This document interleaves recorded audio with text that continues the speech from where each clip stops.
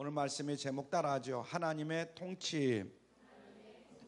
여러분이나 저나 하나님의 통치를 받아야만이 인생을 행복하게 또 승리의 인생으로 성공의 인생으로 살아갈 수가 있다, 이런 이야기입니다. 언젠가 이런 글을 읽어본 적이 있어요. 다소 엉뚱하지만 한번 여러분들이 같이 읽고 한번 묵상해 볼 수 있길 바랍니다. 첫째로 자녀를 망치는 10가지 비결이 있는데요. 첫째로 시작. 어렸을 때부터 갖고 싶어하는 것은 무엇이든지 다 사주라. 두 번째 시작. 나쁜 말을 해도 웃어 넘기라. 세 번째 시작. 교육과 훈련을 시키지 말고 알아서 하도록 내버려 두라. 네 번째 시작. 잘못된 품행을 책망하지 말라. 잘못된 품행을 책망하지 말라. 다섯 번째 시작. TV나 책을 마음대로 보고 있게 놔둬라. 또 여섯 번째 시작. 아이가 치우지 않은 침대, 옷, 신발 등을 모두 정리해 줘라. 여러분들은 어떻게 여러분들의 자녀를 양육을 하고 지금 양육하고 계시는지 모르겠어요. 이 말씀을 들어보면 우리도 그렇게 살은 적이 있는데, 이런 생각을 가진 분들이 있을 거예요. 이런 내용을 한 문장으로 요약을 한다면 어떻게 되느냐. 아이가 원하는 대로 내버려 둬라. 한번 따라하죠. 아이가 원하는 대로 내버려 둬라. 굉장히 좋은 말 같죠? 근데 한마디로 방임하라, 이런 말입니다. 그러면 망치게 된다, 이런 얘기죠. 아이가 하는 대로 내버려 두라는 거예요. 그러면 어떻게 된다고요? 망치게 된다. 물론 우리가 아이들을 존경하고 존중하고 그런 모습도 있어야 되겠죠. 부모가 무조건 아이들이 하는 게 다 잘못됐다 이렇게 말할 수는 없잖아요. 그러나 우리가 아이들에게 따끔하게 야단칠 것은 야단치고 또 잘하는 것은 칭찬을 해주고 이런 교육이 필요하다. 굉장히 역설적인 이야기입니다. 이래서 부모의 훈육이 필요한 것이 아니겠는가, 이런 생각을 해보고요. 아이들은 부모의 말씀을 간섭하는 거, 잔소리로 들어서는 안 된다. 그렇게 듣게 해서는 안 된다, 이런 얘기입니다. 바로 그것이 그들의 인생을 바로 이끌어주는 그런 교육의 하나의 방법이기 때문에 때로는 잔소리 같은 소리를 해야 된다, 이런 얘기입니다. 여러분, 이것은 비단 우리 아이들만의 이야기일까? 아이들만의 이야기일까? 모든 인생에 다 해당되는 이야기가 아닌가, 이런 생각을 해봅니다. 아무리 나이가 많고 세상 경험이 많다 할지라도 인간은 어디까지나 부족한 점이 많은 그런 인간이다, 죄인들이다, 이렇게 말할 수가 있겠죠.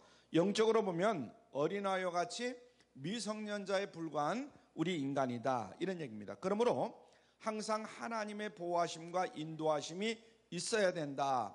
그것을 우리는 교육을 받아야 된다 하는 거 마음속에 새겨야 될 줄로 믿습니다. 그렇지 않고 자기 생각대로 자기 욕심대로 산다면 반드시 그 사람은 망하게 되어 있다. 그래서 성경은 우리에게 뭐라고 경고의 말씀을 주느냐. 잠언서 14장 12절 말씀 같이 읽습니다. 시작. 어떤 길은 사람의 보기에 바르나 필경은 사망의 길이니라. 다 그런 것은 아니지만 어떤 길은 사람의 보기에는 바르다, 이 말이에요. 그 사람 정말 인생을 잘 살고 있어. 그런데 필경은 사망의 길이니라. 필경은 사망의 길이니라. 그 길이 결국은 그 사람을 죽이는 길이다. 그리고 이제 목숨을 이 땅에서 다 삶을 살고 저 하늘을 저 천국에 다 들어가는 것이 아니라 지옥으로 떨어지는 길이다, 이런 얘기죠. 야고보서 1장 15절 말씀 시작. 욕심이 잉태한 즉 죄를 낳고 죄가 장성한 즉 사망을 낳느니라. 사람이 그래요. 사람이 자기 마음 가운데 무엇을 잉태해요? 욕심을 잉태할 수밖에 없다. 그러면 죄를 낳게 되는 거고, 죄가 장성하게 되면 사망을 낳느니라. 따라서 가장 지혜로운 인생, 승리하는 인생은 하나님의 보호하심과 하나님의 가르침에 따라서 살아가는 인생이 되어야 된다, 이런 얘기입니다. 다른 말로 표현한다면 하나님의 통치를 받아야 할 인생이다, 이런 이야기입니다. 이해가 되시죠? 한번 따라하죠. 하나님의 통치를 받아야 할 인생. 오늘 본문 성경의 주제가 바로 이거죠. 그래서 이 시간 말씀을 통해서 하나님의 통치가 무엇인가, 그리고 그것이 얼마나 중요한가, 이것을 함께 생각해보는 그런 시간을 가지려고 합니다. 부디 이 말씀을 통해서 하나님의 통치를 받고 지혜로운 인생, 승리하는 인생, 여러분들이 다 되기를 주님의 이름으로 축원합니다. 첫째로 살펴볼 것은 사사시대예요. 사사시대. 오늘 본문에 나오죠. 그래서 오늘 본문은 구약성경 사사기의 마지막 구절이죠. 사사기 전체의 주제고 사사기 전체의 결론이다, 이렇게 말할 수가 있어요. 사사시대는 이스라엘이 이제 출애굽 후에 가나안 정착 시대부터 왕정 시대 직전까지를 사사시대다, 이렇게 이야기를 합니다. 다시 말하면 여호수아 사후부터 사로왕 직전까지 기간을 사사시대다, 이렇게 얘기합니다. 그래서 오늘 본문은 이 사사시대의 특징을 우리에게 단적으로 보여주는 것이다, 이렇게 말할 수가 있습니다. 다시 한번 읽죠. 오늘 본문 말씀 사사기서 21장 25절 시작. 그때에 이스라엘에 무엇이 없으므로? 왕이 없으므로 사람이 각각 그 소견에 옳은 대로 행하였더라. 아멘. 사사기를 쭉 읽다 보면 이 구절이 여러 번 반복되는 것을 우리가 발견할 수가 있습니다. 사사기를 여러분들 또 시간 날 때 꼭 읽어보시길 바라고. 자, 사사기 17장 6절에 보면 이런 말씀이 있어요. 시작. 그때에는 이스라엘에 무엇이 없으므로? 왕이 없으므로 사람마다 자기 소견에 옳은 대로 행하였더라. 왕이 없으니까 사람마다 각각 이것이 옳아 이것이 옳아 그래서 자기 소견에 옳은 대로만 행하였더라. 사사기 18장 1절 시작. 그때에 이스라엘에 왕이 없었고, 자, 또 그 다음에 사사기 19장 1절 시작. 이스라엘에 왕이 없을 그때에. 아멘. 자, 여기서 보면 왕이 없다, 이런 말씀이 많이 나와요. 어떤 뜻이느냐? 문자적으로 사사시대에는 아직 국가가 완성이 되어 있지 아니하고 부족국가 수준으로 왕정제도가 도입되지 않은 그 시대예요. 말하자면 왕국이 건설된 게 아니고 왕정시대 바로 직전이죠. 그런 성경에서 정말로 강조하는 것은 그게 아닙니다. 당시 아직 왕이 없었지만은 사사라는 사람들이 이스라엘 백성들을 다스리고 있었어요. 말하자면 재판관이라든가 치리자가. 그래서 나름대로 이스라엘을 잘 다스리고 있었습니다. 만일 정치제도 자체를 강조한 것이라면 하나님께서 당장이라도 왕의 제도를 아마 허락하셨을 것이다, 이렇게 봅니다. 그런데 그렇게 하질 않았어요. 후일 마지막 사사 이 사무엘 때에 이스라엘 백성들이 왕의 제도를 강력하게 요구를 합니다. 그때에 하나님의 반응을 우리가 볼 수가 있는데, 하나님께서 왕의 제도를 기뻐하지 않으셨어요. 그래서 왕의 제도를 폐해를 지적하면서 왕의 도입을 이제 거절을 합니다. 그런데 백성들이 자꾸만 왕을 세워달라고 그냥 고집을 부리니까 마지못해서 허락을 합니다. 그때 하나님께서 뭐라고 말씀하시느냐? 사무엘상 8장 7절로 말씀을 우리 같이 봅니다. 시작. 여호와께서 사무엘에게 이르시되 백성이 네게 한 말을 다 들으라. 그들이 너를 버림이 아니요 나를 버려 자기 왕이 되지 못하게 함이니라. 아멘. 무슨 말입니까? 백성들이 이스라엘 왕이신 하나님을 거부한다는 거예요. 누구를 거부해요? 하나님을 거부한다는 거예요. 자, 왕을 요구하는 것도 자기들 마음에 드는 왕을 세워서 자기들 뜻대로 자기들 욕심대로 살겠다, 이런 속셈이 그 속에 있다는 거예요. 그러니까 사사시대는 어떤 시대였느냐? 하나님을 배반한 인간들의 탐욕의 시대였다. 인본주의 시대였다, 이렇게 말할 수가 있어요. 한번 따라줘. 탐욕의 시대, 인본주의 시대.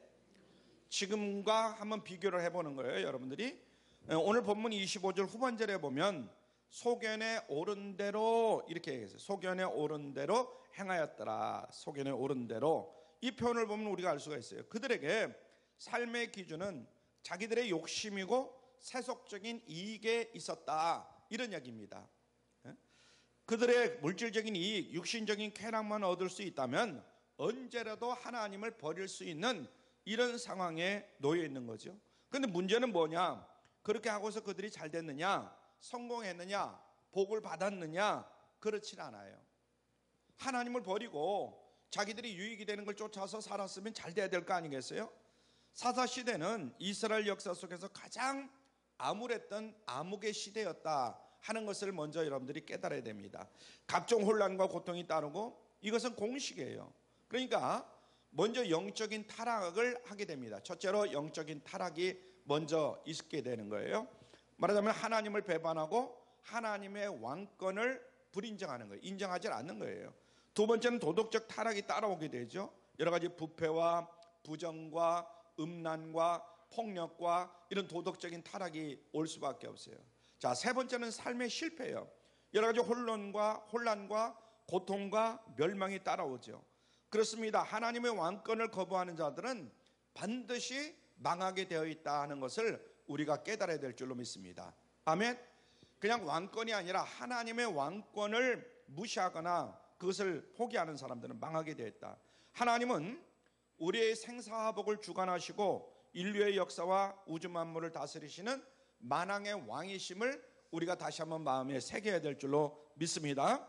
그럴진데 하나님의 왕권을 거부하고 제멋대로 사는 사람들이 잘 될 수 있겠습니까? 하나님 앞에 불신앙하고 불순종하는 사람들이 과연 승리할 수 있겠느냐? 절대로 그렇게 될 수가 없는 것이죠. 성경에 보면 하나님의 왕권을 불인정하고 자기 마음대로 살았던 소위 인본주의적인 그런 사람들의 말로의 시대가 많이 등장을 합니다. 예를 들어서 아담과 하와 시대, 인간을 처음 만드시고 아담과 하와 시대를 우리가 살펴봤는데 선악과를 따먹죠.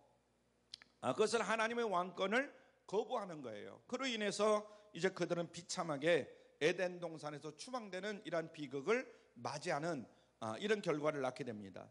또 바벨탑 사건이 있어요. 창세기 11장 보면은 여러분들이 바벨탑 사건도 잘 기억을 해놔야 되는데 집단적으로 이제 하나님의 왕권을 거부한 것이죠. 그래서 그들은 자신의 이름을 위해서 대를 쌉니다. 차곡차곡 대를 쌓아요. 그래서 자꾸만 올라가는 거예요.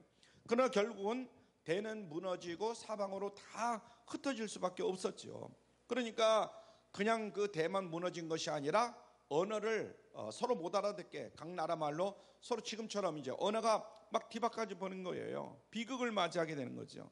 그래서 구약 성경을 보면 인본주의의 멸망과 신본주의의 승리를 분명하게 기록하고 있습니다. 파악할 수가 있어요. 자, 이것은 원리이고 공식이다. 그래서 사사시대가 암흑시대였지만 그래도 사무엘 같이 하나님의 왕권을 절대 존중히 여기는 그런 백성들은 있었는데 간혹 그런 사람들이 통치를 하거나 그런 사람들이 뭔가 일을 할 때는 형통하는 그런 축복이 임했습니다. 반면에 엘리 제사장이라든가 그 아들들처럼 하나님의 왕권을 무시하는 이런 사람들은 여지없이 저주를 받아서 멸망당하는 이런 결과를 초래하게 되는 거죠.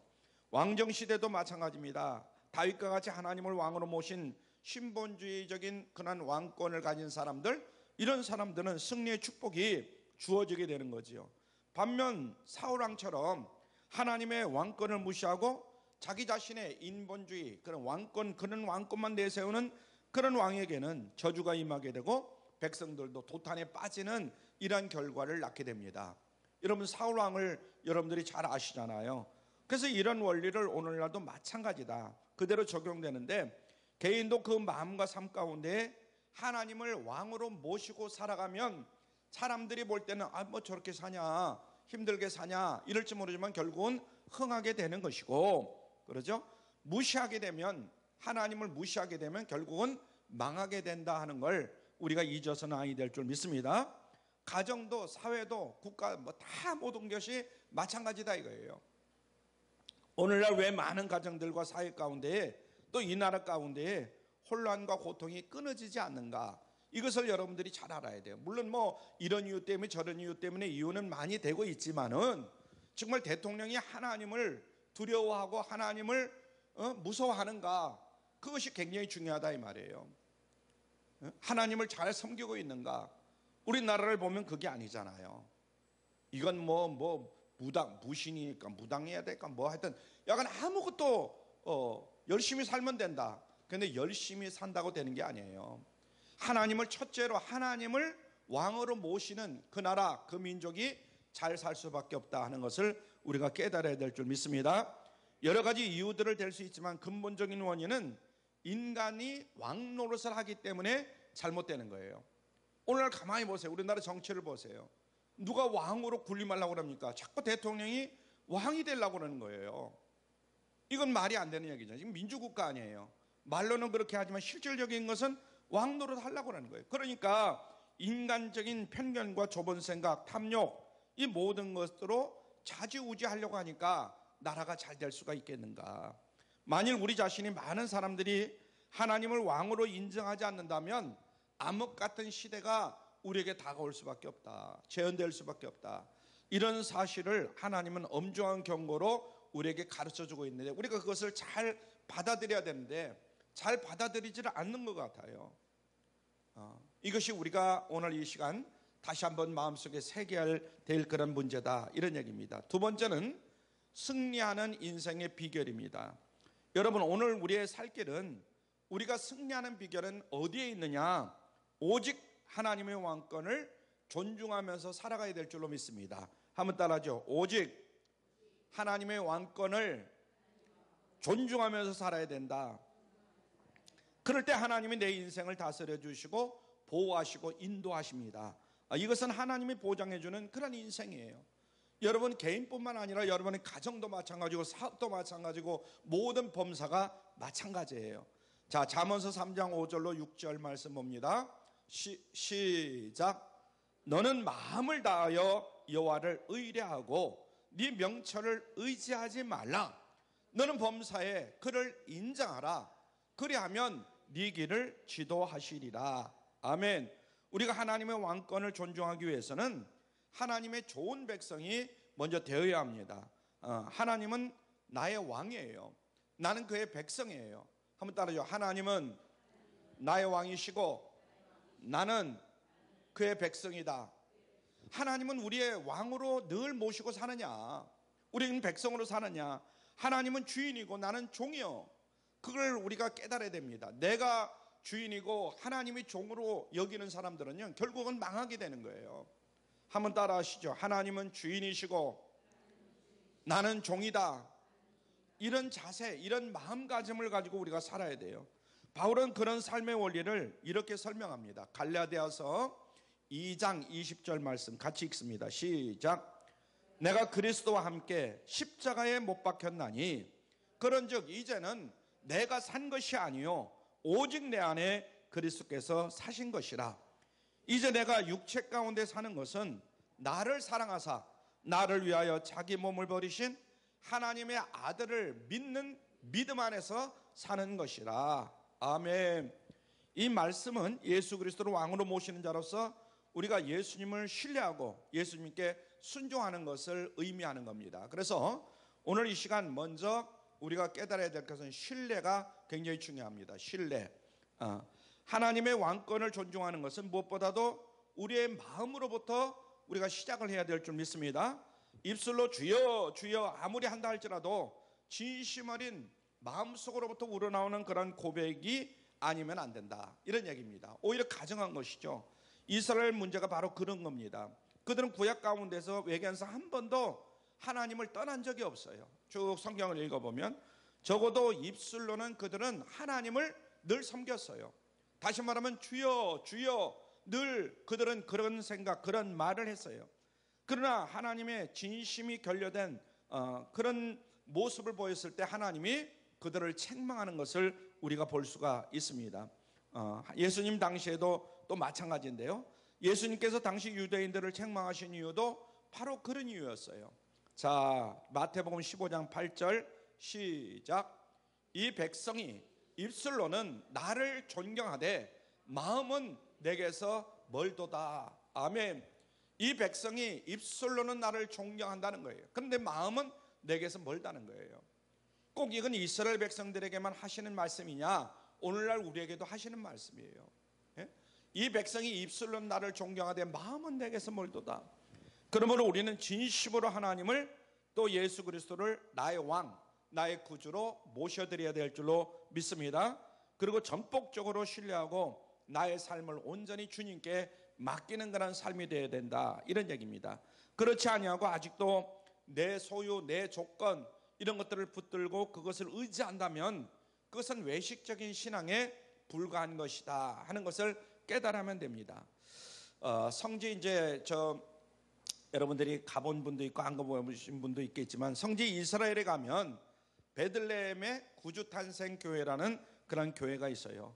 이 교회당은 기독교를 공인하던 그 당시 콘스탄틴 로마 황제의 모친 헬레나라는 그런 그 헬레나 여인이 건립했다, 이런 이야기가 있습니다. 그곳 입구에 겸손의 문이라고 조그마한 문이 있습니다.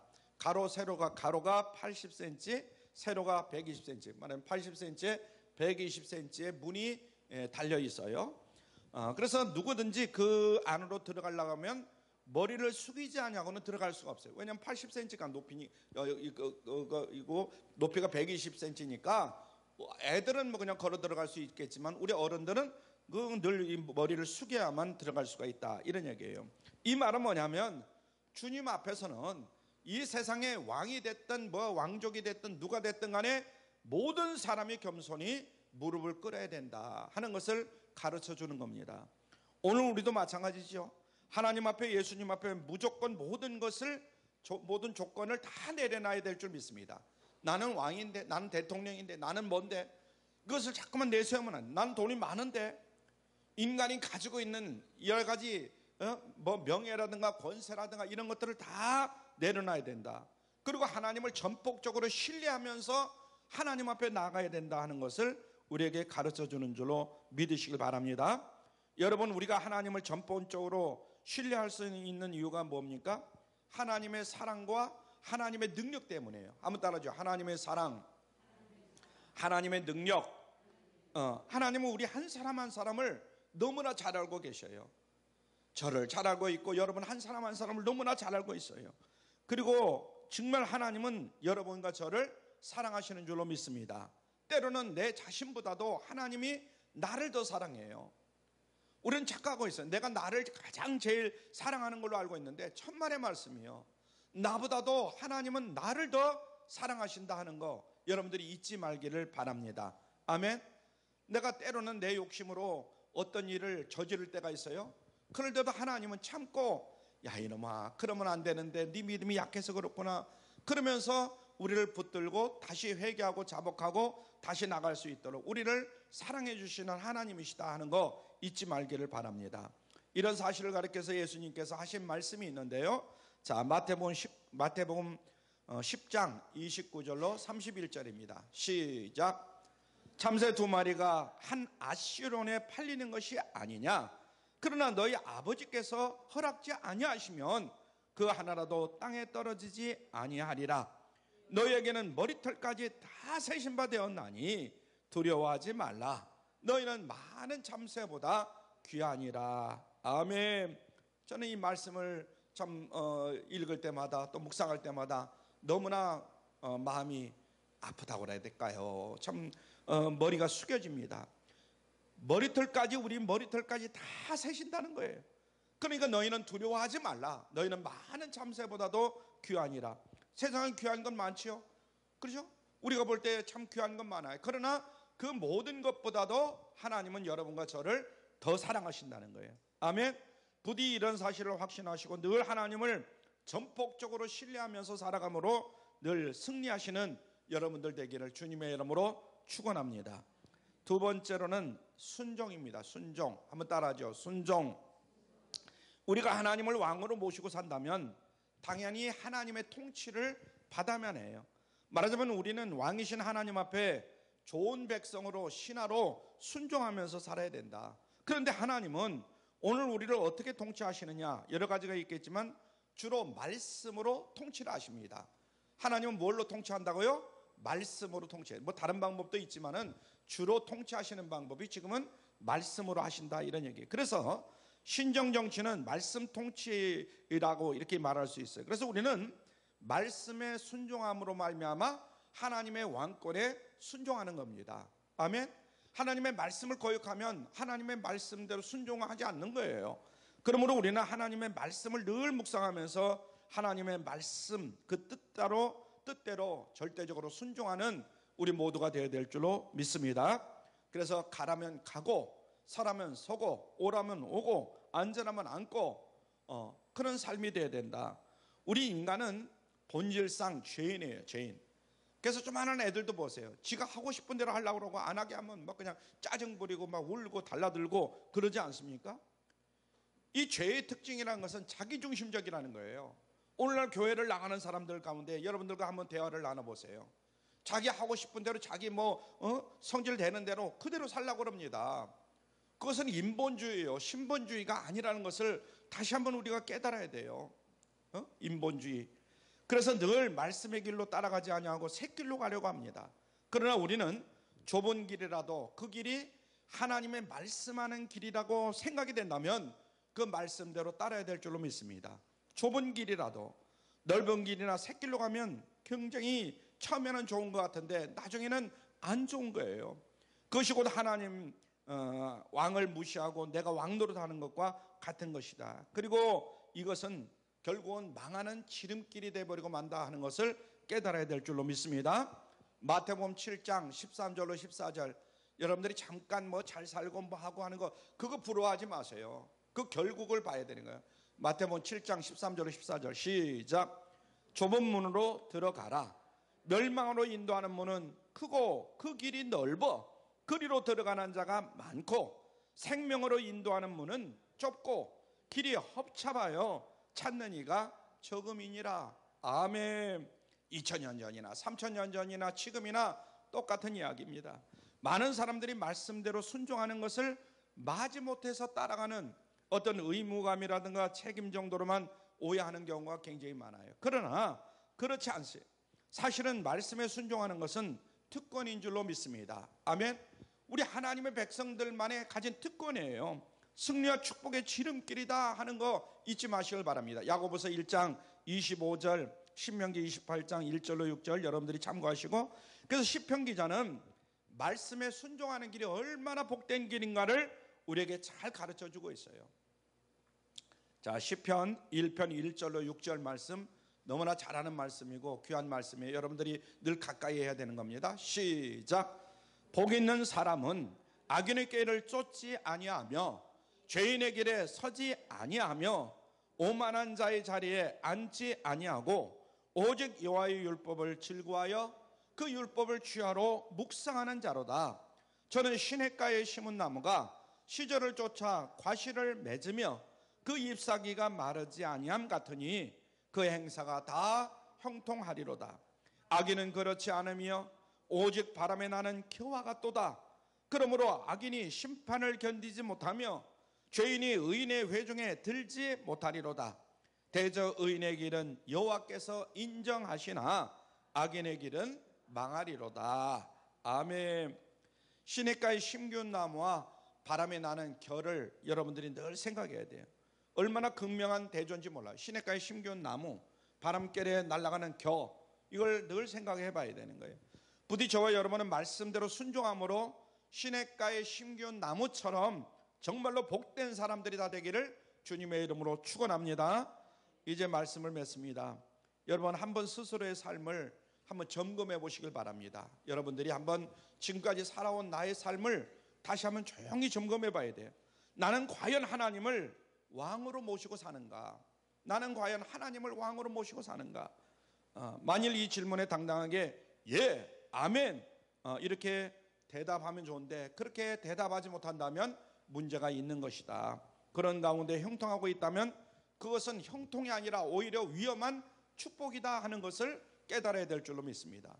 내가 하나님 말씀대로 순종하지 않냐고 정말 그런데도 불구하고 뭔가 좀 형통한다, 그러면 이것은 오히려 축복이 아니라 저주일 수도 있다, 이런 얘기입니다. 혹시 혼란과 무질서, 고통의 연속이라면 그 원인이 어쩌면 왕이신 하나님을 무시하고 내 신앙 때문인지도 모릅니다. 그래서 왕이 없는 사사시대, 그 시대는 지금도 진행되고 있다. 2000년 전, 3000년 전 그때만 사사시대, 그 왕이 없는 시대, 그 시대가 진행되는 게 아니라 오늘날도 역시 마찬가지예요. 개개인의 삶 가운데 그리고 여러분의 가정과 사회, 국가 가운데 지금도 진행 중이다. 그래서 이제 저와 여러분은 우리의 삶 가운데 있는 혼란과 고통을 종식시키는 우리 모두가 되어야 될 줄로 믿습니다. 아멘. 그래서 하나님을 왕으로 다시 한번 모셔드려야 돼요. 하나님을 우리 인생을 통치하는 왕 중의 왕, 유일한 왕으로 모셔드리면 모든 것은 끝날 수 있어요. 아무쪼록 이런 신앙으로 항상 승리하는 여러분들이 다 되기를 주님의 이름으로 축원합니다.